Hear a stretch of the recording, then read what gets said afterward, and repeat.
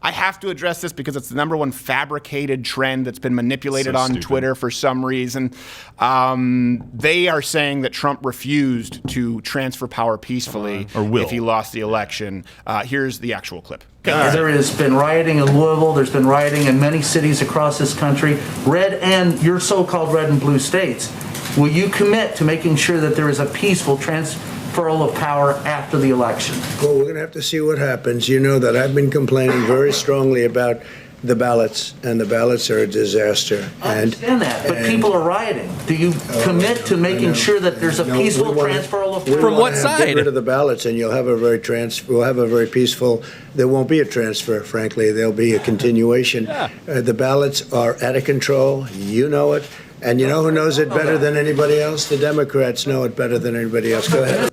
Yeah, so let's talk about peaceful transfer of power. This is the scenario where we are. The left, and I don't want to be hyperbolic, they are professional hostage takers right now.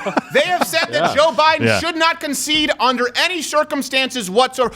Hey, what's going to happen if you exercise your constitutional right, which is entirely congruent, not concurrent, congruent with precedent. All right, Donald Trump, and appoint a Supreme Court nominee. We'll impeach you.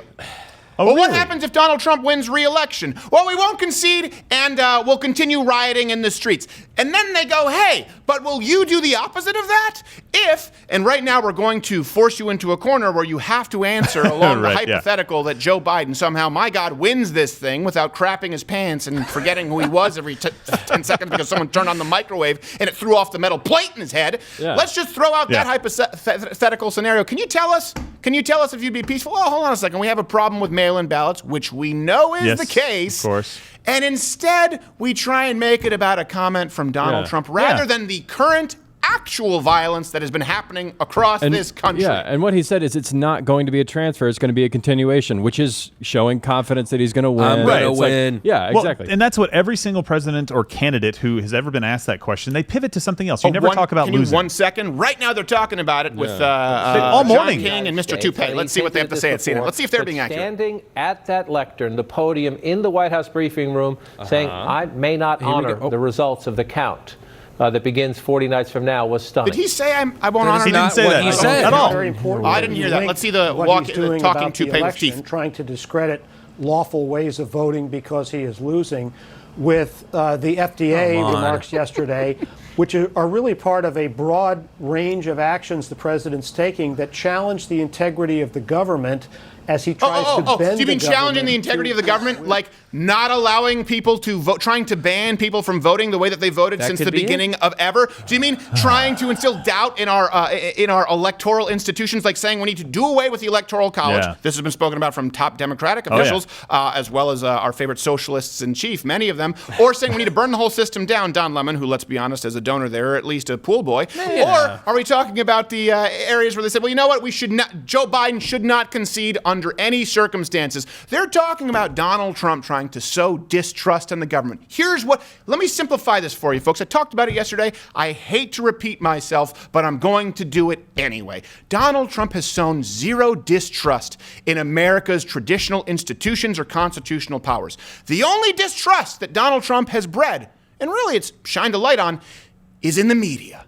That's it. And that's why they want to make you think that it's Donald Trump who is the one who doesn't want law and order, who wants violence in the streets, that it's Donald Trump who won't concede, that it's Donald Trump who doesn't value American institutions. No. As a matter of fact, if you look on every single issue, let's look at it. Okay, the Supreme Court. Donald Trump values institutions and traditionalism. Let's look at the Electoral College. Donald Trump sees a value, and he understands and values and errs on the side of traditionalism. Second Amendment rights. Well, he sees Americans as having that right. Law and order. Well, he doesn't believe that people should be able to riot and loot and commit arson. What about conceding the election? Well, the election, he just thinks you should go in and vote. My God. That is eerily similar to Hitler. Who is it that's been fomenting actual violence and distrust in the American system? Well, because it just so happens we have a supercut. And please, show me where it says that protests are supposed to be polite and peaceful. We will, as per Chief Jim Hopper, punch some people in the face when they seek to destroy you first. It's a big enough target. And the marginalized. And everyone beware. because they're not going to stop. They're not going to stop before Election Day in November, and they're not going to stop after Election Day. And that should be, everyone should take note of that. And if you see anybody from that cabinet in a restaurant, in a department store, at a gasoline station, you get out and you create a crowd. And you push back on them. And you tell them they're not welcome anymore, anywhere. Yeah, the black lady, Maxine Waters, is saying, your kind's not welcome here. Or anywhere. Oh my God, how absolutely eerie. Wait, hold on, did they miscast Roots?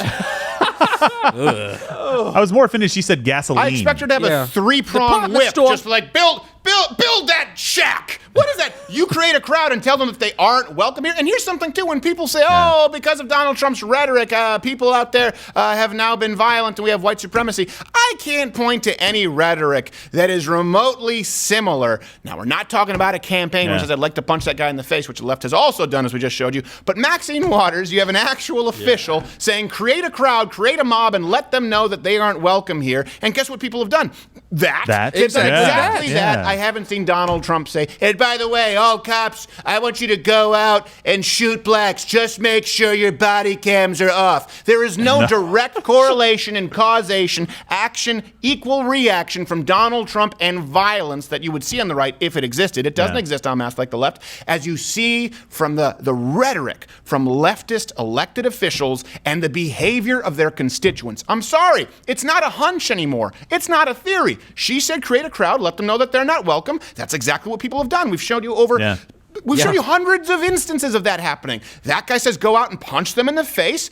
Kamala Harris, first POS VP candidate, goes out. Yes, I said POS. She goes out and she says we want to see more of these riots, and we see more of them.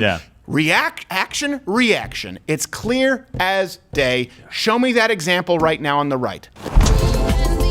Watch Good Morning Mug Club live every Monday through Thursday at 10:15 Eastern.